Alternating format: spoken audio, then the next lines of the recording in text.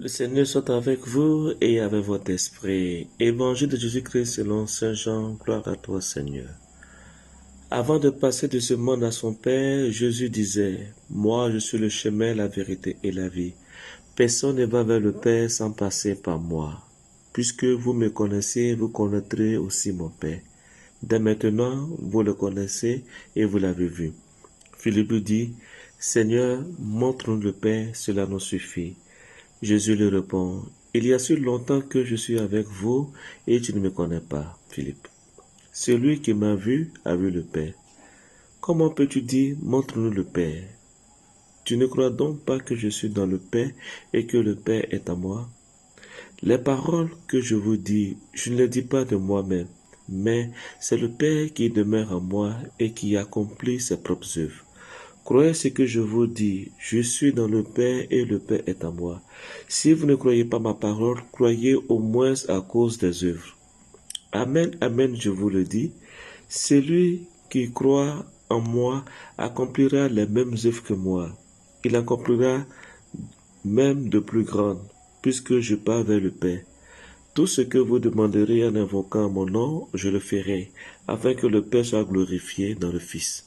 Si vous me demandez quelque chose en invoquant mon nom, moi je le ferai. Acclamons la parole de Dieu, louange à toi Seigneur Jésus. Nous célébrons aujourd'hui les saints apôtres Philippe et Jacques.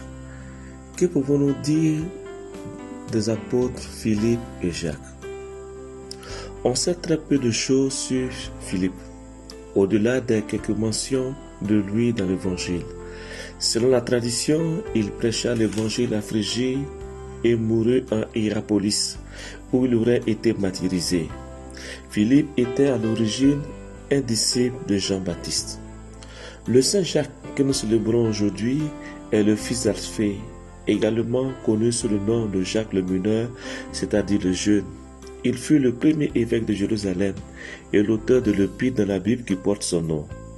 Il était martyrisé en 62 après Jésus-Christ, soit par lapidation, soit en étant jeté du haut du temple.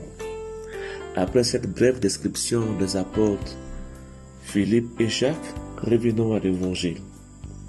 L'Évangile nous invite à croire en Christ pour avoir la vie éternelle et que Jésus est bel et bien le Fils de Dieu, qu'il a vu le Père, qui écoute son message, écoute Dieu nous parler, car c'est au nom de son Père qu'il parle.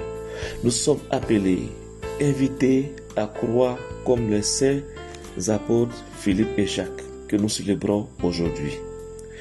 Et cette croyance, nous devons la mettre en pratique dans notre vie. Demandons au Seigneur de commenter dans la foi, afin de pouvoir toujours croire en lui. Amen.